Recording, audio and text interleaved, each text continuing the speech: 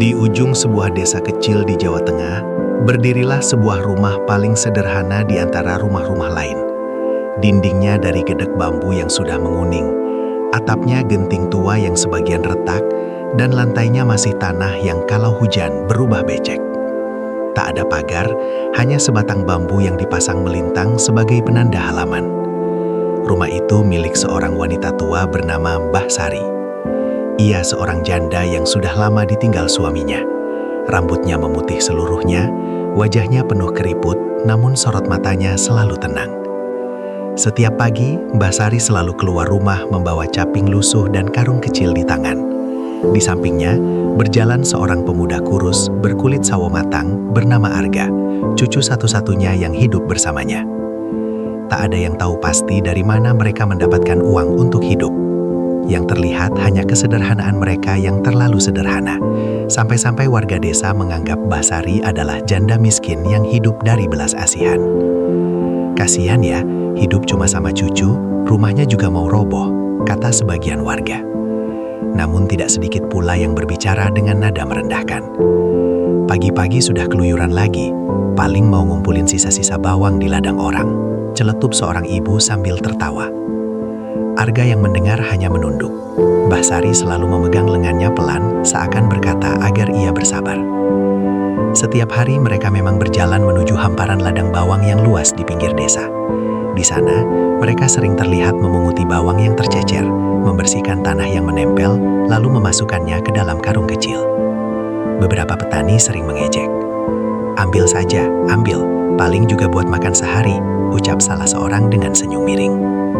Mbah Sari hanya membalas dengan senyum lembut. Tidak pernah sekalipun ia menjawab hinaan dengan kemarahan.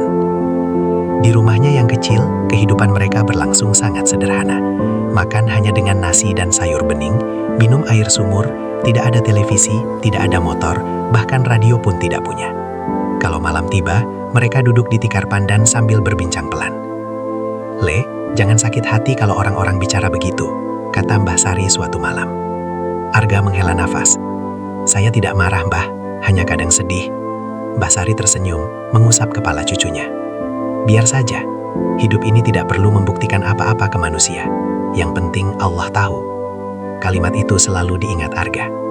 Tak ada yang tahu, setiap kali Arga pergi sendirian keluar desa naik ojek atau mobil angkut, ia bukan pergi mencari kerja serabutan seperti yang dikira warga. Tak ada yang tahu pula bahwa karung-karung kecil yang dibawa pulang itu bukan sekadar bawang sisa, melainkan sampel hasil panen dari lahan yang sangat luas. Bagi warga, Mbah Sari tetaplah janda miskin di rumah gedek. Bagi Arga, neneknya adalah orang yang paling mulia hatinya di dunia. Dan tanpa mereka sadari, di balik Pagi itu, kabut masih menggantung di antara pepohonan ketika Mbah Sari dan Arga melangkah keluar dari rumah gedek mereka.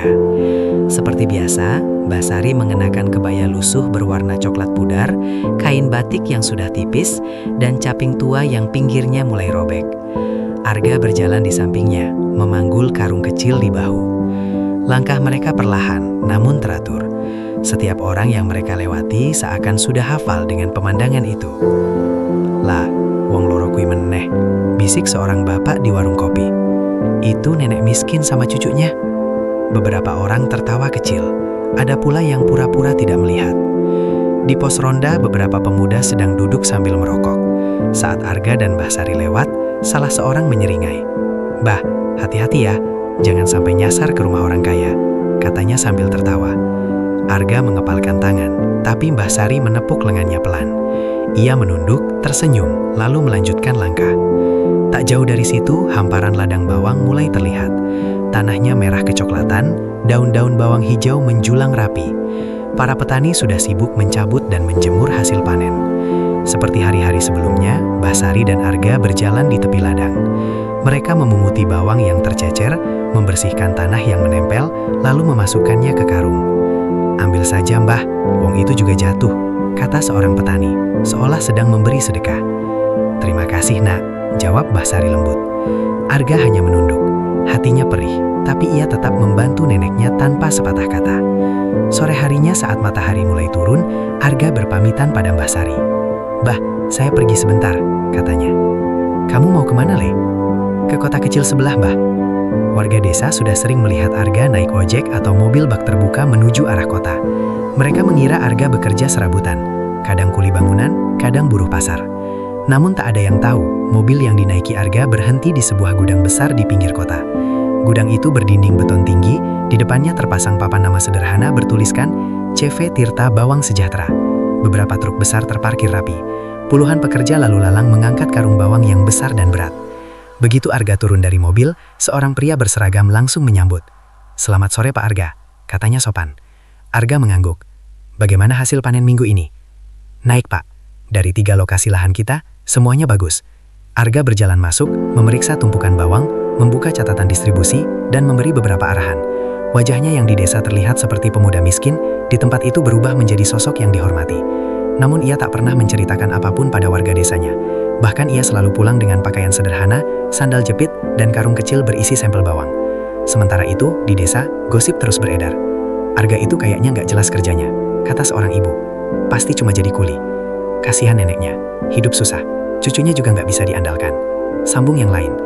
Tak ada yang tahu bahwa uang untuk membayar listrik desa, sumbangan musola, dan bantuan sembako yang sering datang secara misterius, semuanya berasal dari tangan Arga, atas perintah Mbah Sari. Malam itu, Mbah Sari duduk di depan rumah sambil memandang langit. "Le, iya Mbah. Kalau suatu hari mereka tahu siapa kita sebenarnya." Musim kemarau mulai panjang di desa itu. Tanah-tanah ladang tampak retak, debu berterbangan setiap kali angin berhembus. Harga bawang di pasar perlahan naik, namun hasil panen petani justru menurun. Banyak warga mulai mengeluh karena penghasilan mereka semakin sedikit. Di tengah kesulitan itu, Mbah Sari tetap menjalani hari-harinya dengan tenang. Pagi-pagi ia sudah bangun, menyapu halaman kecilnya, lalu menjerang air di tungku kayu. Arga menimba air sumur, lalu mereka sarapan dengan menu yang selalu sama, nasi hangat dan sayur bening. Tak ada keluhan keluar dari mulut Mbah Sari, padahal cibiran dari warga semakin terasa. Suatu pagi, saat Mbah Sari lewat di depan warung, terdengar suara keras. "Mbah Sari, kalau mau minta bantuan bilang saja, jangan pura-pura kerja di ladang orang," kata seorang bapak sambil tertawa. Beberapa orang ikut menimpali. "Iya Mbok, nanti kalau lapar mampir saja ke sini, sisa nasi masih ada." Arga ingin membalas, tapi Mbak Sari menggeleng pelan. Ia menunduk, tersenyum, lalu berkata lirih, "Terima kasih Pak, semoga rezekinya lancar." Di ladang beberapa petani mulai resah. Hasil bawang mereka sedikit, sementara kebutuhan rumah tangga terus berjalan. Hutang di koperasi bertambah, tapi mereka tak tahu harus berbuat apa. Tanpa mereka sadari, di sisi lain, Arga sedang sibuk mengatur distribusi dari ladang-ladang besar milik keluarganya. Ia mengirimkan pasokan ke berbagai kota, memastikan harga tetap stabil, dan diam-diam menyiapkan program bantuan untuk desa tempat neneknya tinggal. Namun semua itu dilakukan tanpa menyebut nama. Sore hari, Mbah Sari duduk di serambi rumahnya sambil memegang tasbih kayu yang sudah mengkilap karena sering disentuh. Bibirnya bergerak pelan, memanjatkan doa. "Ya Allah, lapangkan hati kami, kuatkan kesabaran kami, dan lembutkan hati mereka yang merendahkan kami." Arga mendengar doa itu dan merasa dadanya sesak. "Mbah, kenapa Mbah selalu mendoakan mereka?" Mbah Sari tersenyum. "Karena orang yang menyakiti biasanya sedang tidak bahagia." Malam itu, berita buruk menyebar di desa. Salah satu tengkulak besar memutuskan tidak lagi membeli bawang dari desa mereka. Harga jatuh, dan banyak petani kebingungan. "Kalau begini kita bisa bangkrut," keluh seorang petani. Kepala desa pun mulai mencari perusahaan besar yang bisa menampung hasil panen mereka. "Katanya ada perusahaan bawang besar di kota, namanya CV Tirta Bawang Sejahtera," ucap seseorang. Tak ada yang menyadari, nama itu sering tertera di karung-karung bawang yang mereka makan, mereka jual, dan mereka simpan di dapur. Dan tak ada satupun yang tahu, pemilik utama perusahaan itu adalah janda tua yang mereka remehkan setiap hari. Sementara di rumah gedek, Mbah Sari tetap duduk di tikarnya, menatap cucunya dengan lembut. "Le, bersabarlah, Allah sedang menyiapkan hari yang indah untuk kita." Angin malam berhembus pelan, membawa perubahan yang perlahan, tapi pasti. Kabar tentang tengkulak yang berhenti membeli bawang dari desa itu semakin membuat suasana menjadi muram. Hampir setiap rumah mulai merasakan kesulitan. Di warung-warung, obrolan warga tak lagi tentang panen besar, tapi tentang utang, cicilan, dan kebutuhan hidup yang menumpuk. "Kalau begini terus, kita bisa jual sawah," keluh seorang ibu sambil mengelap matanya. Para bapak duduk termenung di pos ronda. Tak ada lagi tawa seperti biasanya. Suatu sore, kepala desa memanggil beberapa warga ke balai desa. "Kita harus cari jalan keluar," katanya serius. "Saya dengar ada perusahaan bawang besar di kota. Mereka sedang membuka lahan baru dan butuh banyak tenaga kerja." "Perusahaan apa, Pak?" tanya seseorang. "CV Tirta Bawang Sejahtera."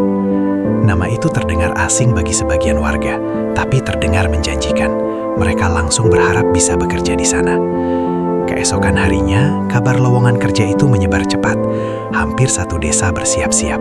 Mereka mencuci pakaian terbaik yang mereka punya, mempersiapkan berkas, dan membicarakan kesempatan ini di mana-mana. Di tengah hiruk-pikuk itu, Mbah Sari dan Arga tetap menjalani hari seperti biasa. Pagi itu, saat Mbah Sari melewati warung, seorang ibu berkata dengan nada sinis, "Mbah Sari, dengar-dengar ada lowongan kerja besar, tapi kayaknya bukan buat orang-orang yang hidupnya cuma mengut sisa panen." Tawa kecil pun terdengar. Mbah Sari hanya tersenyum. "Semoga yang melamar diterima, Bu." Tak ada satupun yang tahu, Arga sudah menerima laporan tentang ratusan calon pelamar dari desa itu. Ia membaca satu persatu nama yang masuk, termasuk nama-nama orang yang sering menghina neneknya. Malamnya di rumah Gedek, Arga duduk termenung. "Mbah, banyak orang desa kita mau melamar kerja di perusahaan kita," katanya pelan. Mbah Sari mengangguk. "Terimalah mereka, Le, selama mereka mau bekerja jujur." Arga menatap neneknya. "Mereka sering merendahkan, Mbah." Mbah Sari tersenyum. "Itu urusan mereka dengan Allah. Urusan kita adalah berbuat baik." Hari-hari berikutnya, rombongan warga berangkat melamar kerja. Ada yang naik motor, ada yang naik mobil bak, ada yang nebeng ojek. Di kantor CV Tirta Bawang Sejahtera, mereka terkejut melihat gedung besar, gudang luas, dan puluhan truk terparkir rapi. "Wah, gede banget," bisik salah satu pelamar. Saat mereka masuk ruang pendaftaran, mereka tidak sadar bahwa pemuda yang memeriksa berkas mereka adalah Arga, cucu Mbah Sari yang mereka kenal sebagai anak miskin. Mereka menunduk sopan. "Selamat siang, Pak." Arga menatap mereka satu persatu. Wajah-wajah yang dulu sering menertawakannya kini tampak penuh harap. Ia memeriksa berkas, lalu berkata tegas tapi tenang, "Kami akan hubungi kalau sudah ada keputusan." Tak ada satupun yang menyadari bahwa nasib hidup mereka kini sedang berada di tangan orang yang dulu mereka remehkan. Dan di rumah Gedek, Mbah Sari tetap menyiapkan nasi dan sayur bening, tanpa tahu bahwa sebentar lagi seluruh desa akan diguncang. Pagi itu, balai desa tampak lebih ramai dari biasanya. Wajah-wajah tegang bercampur harap memenuhi ruangan. Hari ini adalah hari yang ditunggu-tunggu. Pengumuman siapa saja yang diterima bekerja di CV Tirta Bawang Sejahtera. Sejak subuh, warga sudah berdatangan. Ada yang membawa map berisi berkas, ada yang mengajak istri, ada pula yang menggandeng anak, seolah berharap nasib keluarganya ikut berubah. Di antara kerumunan itu, Mbah Sari berjalan pelan bersama Arga. Seperti biasa, pakaian mereka sederhana.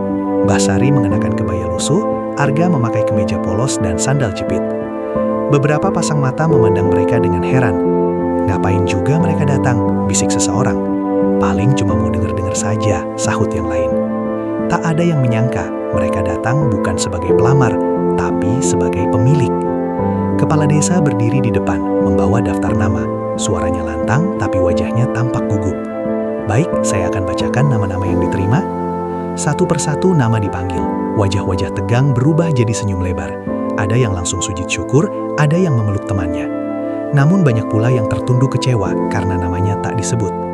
Setelah selesai, kepala desa menutup daftar itu. Ia menelan ludah, lalu berkata, "Dan sebelum kita bubar, saya ingin memperkenalkan pemilik utama CV Tirta Bawang Sejahtera." Warga saling berpandangan.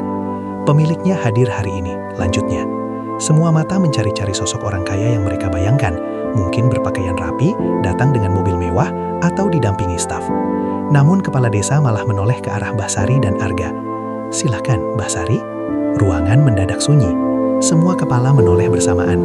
Beberapa orang mengucek mata, mengira salah lihat. "Itu Mbah Sari?" bisik seseorang dengan suara bergetar. Mbah Sari melangkah pelan ke depan, didampingi Arga. "Saya, pemilik CV Tirta Bawang Sejahtera," ucapnya lembut. Seisi balai desa seakan membeku. Orang-orang yang tadi tertawa, yang sering menghina, yang pernah mengusirnya dari warung, kini berdiri terpaku, wajah mereka pucat. Arga menatap mereka dengan tenang. "Ladang bawang yang luas itu milik keluarga kami," katanya. "Saya hanya mengelolanya." Seketika beberapa warga mulai menangis. Ada yang jatuh berlutut. "Mbah, maafkan kami." Tangis pecah, suasana berubah dari harap menjadi penyesalan yang dalam. Namun Basari hanya tersenyum lembut. "Bangunlah," katanya pelan. "Saya tidak datang untuk menuntut, saya datang untuk memberi kesempatan." Ia memandang mereka satu persatu. "Semua yang diterima hari ini, bekerjalah dengan jujur." Hari-hari setelah pengumuman itu terasa berbeda di desa kecil tersebut. Suasana yang dulu penuh bisik-bisik dan ejekan, kini berubah menjadi senyap penuh rasa sungkan. Orang-orang yang biasanya bercanda seenaknya, sekarang menunduk saat berpapasan dengan Basari dan Arga. Setiap pagi, mobil bak dan truk kecil mulai lalu lalang di jalan desa, menjemput para pekerja baru menuju gudang CV Tirta Bawang Sejahtera. Wajah-wajah yang dulu penuh cemooh, kini dipenuhi semangat dan rasa malu yang bercampur harap. Di antara mereka ada Pak Rono, orang yang dulu sering mengejek Basari di warung. Ada juga Bu Lastri, yang pernah mengusir Arga dari depan rumahnya. Kini, mereka berdiri berbaris rapi di depan gudang, mengenakan seragam kerja. Saat Arga datang untuk memberikan pengarahan, suasana langsung hening. "Pagi, Pak," ucap mereka serempak. Arga mengangguk. "Saya ingin kita bekerja jujur dan saling menghargai. Di sini tidak ada yang lebih tinggi dan lebih rendah. Semua sama." Pak Rono menunduk dalam-dalam. "Pak Arga, terima kasih sudah memberi kami kesempatan. Saya benar-benar menyesal." Arga hanya tersenyum kecil. "Buktikan dengan kerja yang baik." Sementara itu, di rumah Gedek, Basari mulai sering didatangi warga. Mereka datang membawa pisang, singkong, dan beras. Namun kali ini bukan sebagai sedekah, melainkan sebagai tanda terima kasih dan rasa malu. "Bah, kami dulu sering salah bicara," kata Bu Lastri sambil menangis. Basari menggenggam tangannya. "Sudah, Nak. Kita mulai yang baik-baik saja." Tak lama kemudian, perubahan mulai terasa. Pendapatan warga mulai membaik. Hutang-hutang sedikit demi sedikit terbayar. Anak-anak kembali bisa sekolah tanpa takut diminta uang SPP. Desa yang dulu muram perlahan menjadi hidup. Suatu sore, Arga duduk di samping Basari di serambi rumah.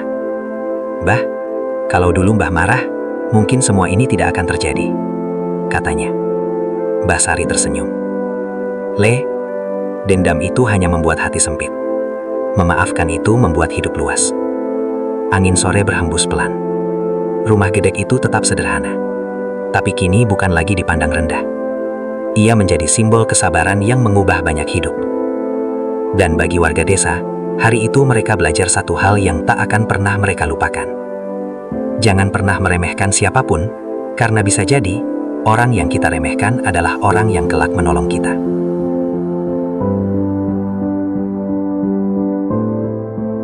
Pagi itu, matahari terbit lebih hangat dari biasanya. Sinar keemasannya menyapu sawah, ladang bawang, dan atap-atap rumah desa yang kini tampak lebih hidup. Udara pagi membawa aroma tanah basah dan daun bawang segar. Desa yang dulu dipenuhi bisik-bisik hinaan, kini dipenuhi suara tawa anak-anak dan derap langkah orang-orang yang berangkat bekerja. Di rumah Gedek yang sederhana, Basari duduk di kursi kayu kecil di depan rumahnya. Di tangannya ada secangkir teh hangat. Rambut putihnya tertiup angin pelan. Ia memandang jalan desa yang kini ramai, namun matanya tetap setenang dulu. Tak lama kemudian, Arga keluar dari dalam rumah sambil membawa map coklat berisi laporan. "Bah, hari ini gudang akan mulai pengiriman besar ke kota," katanya. Basari mengangguk pelan. "Alhamdulillah, semoga berkah." Dulu, rumah itu sering dianggap rumah orang tak mampu yang nyaris tak diperhatikan siapapun.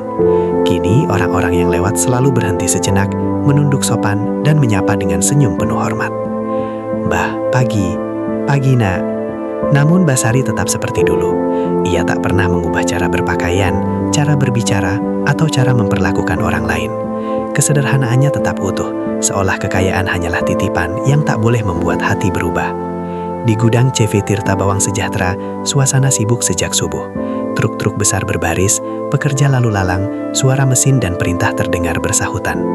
Di antara para pekerja itu, banyak yang dulu menjadi orang-orang yang pernah menghina Basari. Pak Rono, yang dulu paling sering melontarkan ejekan, kini menjadi mandor gudang. Wajahnya lebih cerah, sikapnya lebih tenang. Ia bekerja dengan penuh tanggung jawab, seolah ingin menebus semua kesalahannya di masa lalu.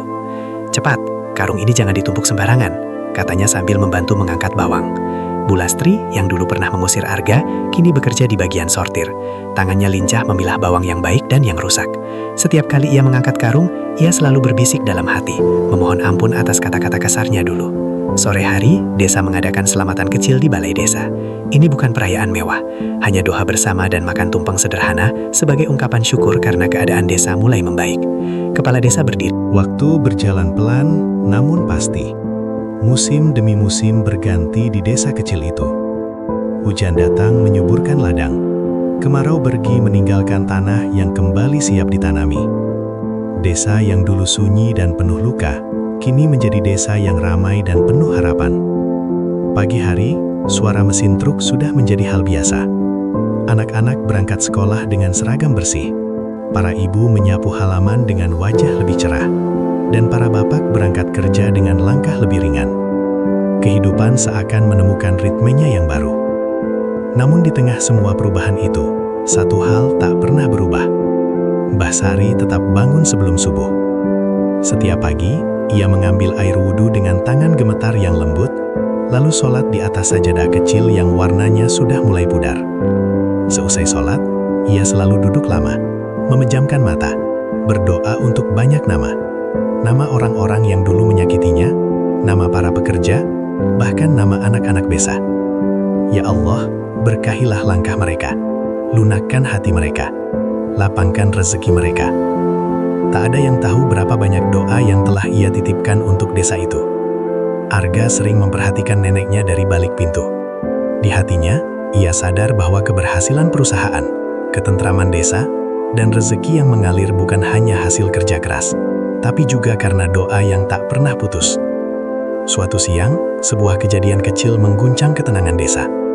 Seorang pemuda bernama Damar, anak dari keluarga yang dulu paling sering menghina Mbah Sari, tertangkap mencoba mencuri beberapa karung bawang dari gudang. Ia terpojok, wajahnya pucat, tubuhnya gemetar. "Maaf Pak, saya terpaksa. Ibu saya sakit, saya butuh uang," katanya terbata. Para pekerja mulai berbisik. Beberapa tampak marah. "Laporkan saja. Ini sudah keterlaluan." Arga datang setelah mendapat laporan. Ia menatap Damar lama, lalu menghela. Pagi itu, udara desa terasa lebih sunyi dari biasanya. Angin berhembus pelan, dedaunan bambu di tepi jalan bergesekan, mengeluarkan suara lirih yang menenangkan, seolah alam sedang berbisik tentang sebuah perpisahan yang akan datang. Di rumah sederhana yang kini sudah jauh lebih layak, Mbah Sari terbaring di atas dipan kayu. Nafasnya terdengar lebih pelan, dadanya naik turun perlahan. Usianya memang sudah sangat renta, dan beberapa hari terakhir tubuhnya terlihat semakin lemah. Arga duduk di sampingnya, memegang tangan neneknya yang keriput namun hangat. "Mbah, iya Le," jawabnya lirih. Mbah Sari menatap cucunya dengan mata yang penuh kasih, namun terlihat lelah. "Jangan tinggalkan desa ini," katanya pelan. "Jaga mereka, seperti kamu menjaga Mbah." Arga mengangguk, matanya berkaca-kaca. "Semua yang Mbah ajarkan, akan saya jaga." Mbah Sari tersenyum tipis. "Itu sudah cukup." Menjelang siang, beberapa warga datang menjenguk. Mereka membawa buah, beras, dan air doa. Tak ada lagi wajah sombong di antara mereka, yang ada hanya wajah penuh hormat dan haru. Bu Lastri memegang tangan Mbah Sari sambil menangis. "Mbah, terima kasih sudah memaafkan kami." Mbah Sari membuka mata, menatapnya dengan lembut. "Jadilah orang baik. Itu saja." Itulah kalimat terakhir yang terdengar dari bibirnya. Tak lama kemudian, nafas Mbah Sari berhenti dengan sangat tenang, seolah ia hanya tertidur. Tangis pecah memenuhi ruangan.